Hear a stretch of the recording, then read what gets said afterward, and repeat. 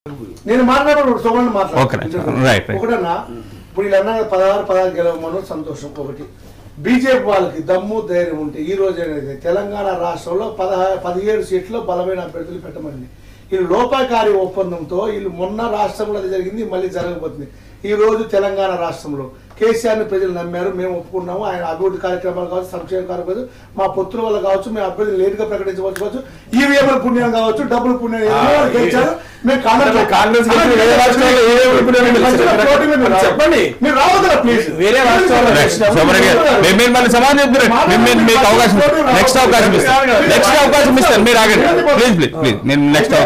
మీరు 16 సీట్లలో మీరు కావచ్చు, ఏదైనా కావచ్చు, మీరు అధికారంలోకి వచ్చే సంతోషం ఇంకా అంత. ఈ రోజు భారతదేశ వ్యాప్తంగా పార్లమెంటులో జరగబోతున్నాయి. దేశవ్యాప్తంగా మోడీ గారు ప్రభ తగ్గిపోయింది. మోడీ గారికి రాహుల్ గాంధీ గారు జరుగుతుంది. ఈ రోజు రాష్ట్రంలో కేంద్రంలో పోరాటం చేసే సత్తా కాంగ్రెస్ పార్టీకి ఉందని ప్రజలు నమ్ముతున్నారు. మేము 7 సీట్లలో మేము గెలవబోతున్నాం తెలంగాణలో. బీజేపీ వాళ్ళు రూపాయి ఒప్పందం లేకుండా, మోడీతో బీ టీంలో పనిచేయకుండా బీజేపీ 16 నియోజకవర్గాల్లో బలమైన అభ్యర్థులు పెట్టమని నేను చెప్తాం. మేము 7 నియోజకవర్గాలు మేము గెలవబోతున్నాం. ఏంటి మీకు ఎందుకు వేస్తారు ఓటు?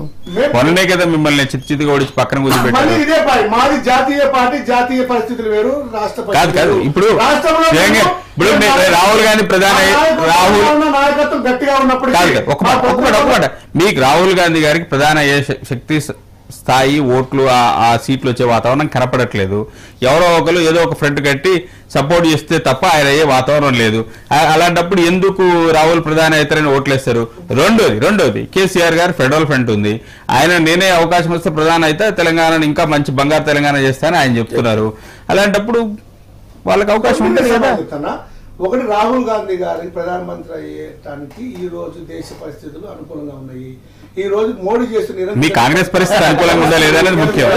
నిరంకుశత పరిపాలన మీకు 100 సీట్లన్నా రావని కదా గొడవ అంతా.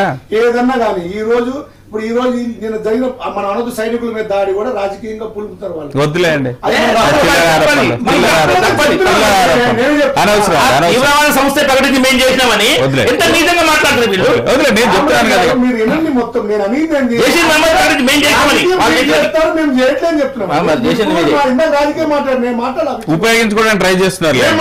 ఇందాక రామేశ్వర విషయం రికార్డు కఠిన చర్యలు తీసుకున్నాం. సింధు నది జలాలు నెహ్రూ చేసిన మూర్ఖత్వం ఏంటంటే కశ్మీర్ నీళ్లు, కశ్మీర్ నీళ్లు అండి, ఇండియన్ నది, ఇండియన్ నది,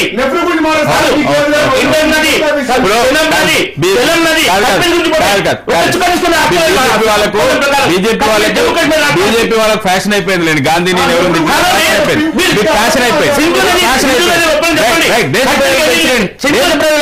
ఎవరేం చేశారు దేశ ప్రజలకు తెలుసులేండి ఏ పార్టీ ఇష్యూ వచ్చింది. సింధు నది వల్ల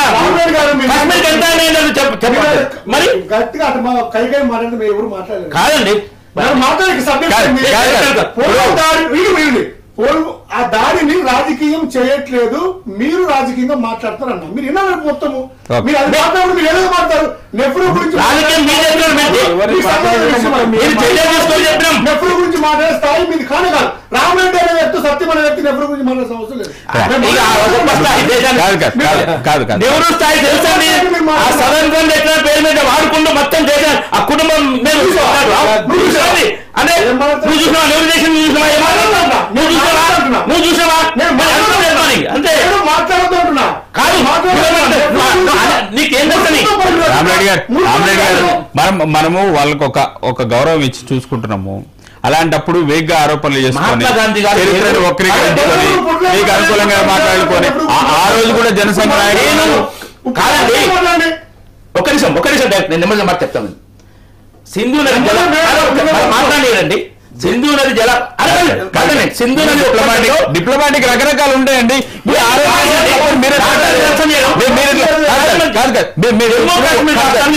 సింధు నది జల ఒప్పందం చెప్పండి. మోదీ గారు ఎందుకు పోయారు ఇవన్నీ తెలిసి మన ఎందుకు పోయాడు పోయారు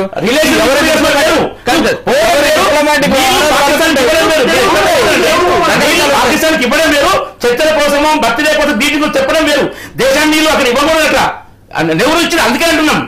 ఇస్తారండి డిప్లొమాటిక్ వ్యవహారాలు ఉంటాయి, కొంత మంచి చేసుకునే ప్రయత్నాలు ఉంటాయి, కొంత చెడు చేసుకునే ప్రయత్నాలు ఉంటాయి. ఆ రోజు ఆలోచన అలీన ఉద్యమం అని రకరకాల ఆలోచనలు పెట్టుకుని ఆయన చేశారు.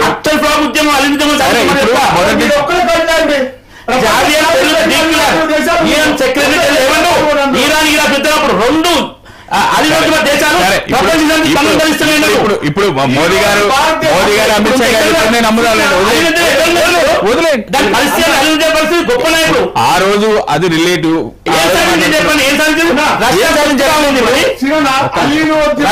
ప్రపంచ స్థాయిలో బలంగా నడిచే రోజుల్లో ఇది ఒక మత సంస్థ అన్న, ఇది రాజకీయ పార్టీగా ఇప్పుడు చరిత్ర గురించి దేశం ముక్కలైపోయింది, యుగస్లేవియా ముక్కలైపోయింది. ఆయన మార్షల్ టీటో ప్రెసిడెంట్, ఆయన జవహర్లాల్ నెహ్రూ చైనాలో ఇండియా ఓడిపోయింది, ఆ దేశం ముక్కలు వీళ్ళు ప్రపంచ ముందు మాట్లాడారు. జనసంఘ బుక్కులు చదువుతుంది, ఆ బుక్కులు ఏముంది జనసంఘ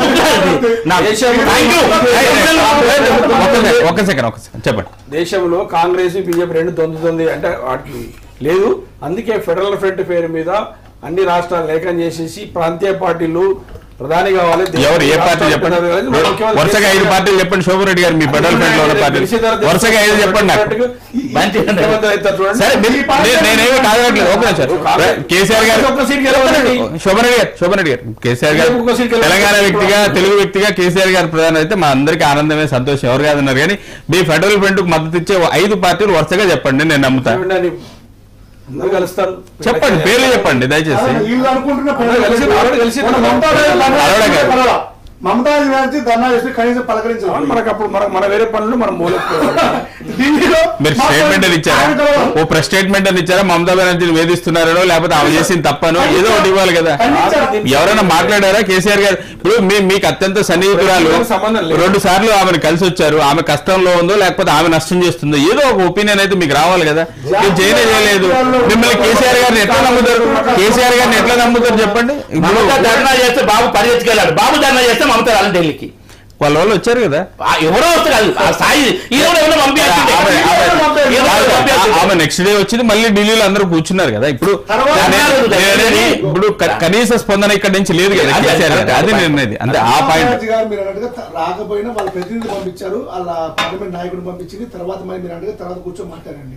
అది కాదు, ఇప్పుడు వీళ్ళు ఫెడరల్ ఫ్రంట్ కి వీళ్ళకు 4 పార్టీల్లో వీళ్ళు కలిసి రావాలంటే వాళ్ళ కష్టమో కనీసం మీరు పలకరించారా? మీరు ఎక్కడ పలకరించారు? కలిసి పలకరించడం కూడా మీకు అవకాశం లేదు. అంతా మీది ఒక రాచరిక వ్యవస్థలో మీరు ఉన్నారు టీఆర్ఎస్ పార్టీ. తాత్కాలిక మీ రాచరిక వ్యవస్థ ఇవన్నీ ఎన్ని రోజులు పనిచేసి మీరు ఇప్పుడు మీకు అన్న రామాయణ అన్నట్టు మీకు కావాల్సిన అవార్డులు రివార్డులు వ్యక్తిగతం దేశంలో